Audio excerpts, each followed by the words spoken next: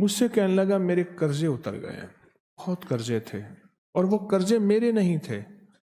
میں نے ساری عمر اپنے باپ کو مقروض دیکھا، اپنے دادا کو مقروض دیکھا، اور سنا ہے پردادا بھی اسی زندگی کی ترتیب میں چلا گیا۔ میں نے قرضے ہی قرضے دیکھے ساری عمر، اور میں سوچ رہا تھا کہ میری نسل بھی انہی قرضوں میں زندگی گزارے گی، میرے قرضے کبھی نہیں اتر سکتے۔ کہا کہ ایک عمل میں نے بہت ہی طاقت سے کیا۔ ایک دفعہ آپ کے درس سے سنا تھا، جب بندے کی آنکھ کھلتی ہے تو دائیں طرف ایک فرشتہ ہوتا ہے، بائیں طرف شیطان ہوتا ہے۔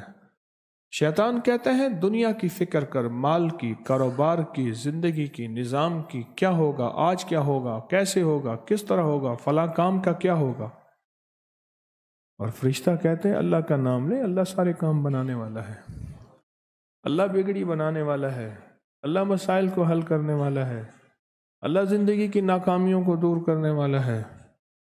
اور کہا کہ بندہ اگر اللہ کا نام لے لیتا ہے تو پیشانی پہ ایک لفظ لکھا جاتا ہے جس کو غنی کہتے ہیں، اور اگر بندہ اللہ کا نام نہیں لیتا تو پیشانی پہ ایک لفظ لکھا جاتا ہے جس کو فقر کہتے ہیں، جس کو میرا رب فقیر کر دے کائنات کی طاقت اس کو غنی نہیں کر سکتی، جس کو میرا رب منگتا کر دے کائنات کے کوئی بندہ، امیر، رئیس، بادشاہ اس کو دے نہیں سکتا۔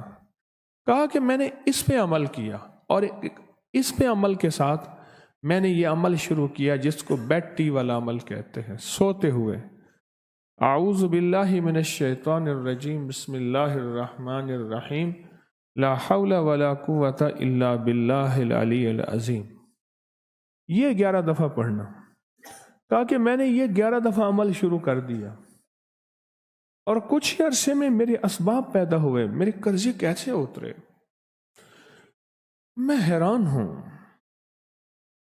کہا کہ پہلے اتر جاتے تھے، پھر چڑھ جاتے تھے، پھر اتر جاتے تھے، پھر، اور کبھی آج تک پورے نہیں اترے تھے۔ اب صورتحال یہ ہے کہ اللہ پاک نے اتنا دیا ہے کہ بہن بھائیوں کے ساتھ، رشتہ داروں کے ساتھ، پڑوسیوں کے ساتھ میرا معاملہ وسیع القلبی کا ہے۔ اللہ نے اتنا دیا ہے کہ میں ان کو دیتا ہوں، گھر والوں کو بھی، اپنے آپ کو بھی، صرف اس عمل کی وجہ سے۔ اور کہا میرا دل مانتا ہے، پہلے میرے ماتھے پہ فقر لکھا تھا، میرے باپ کے ماتھے پہ فقر لکھا تھا، اس کے باپ دادا کے ماتھے پہ فقر لکھا تھا۔ اس عمل کی وجہ سے اللہ نے فقر مٹا کے مجھے غنی کر دیا۔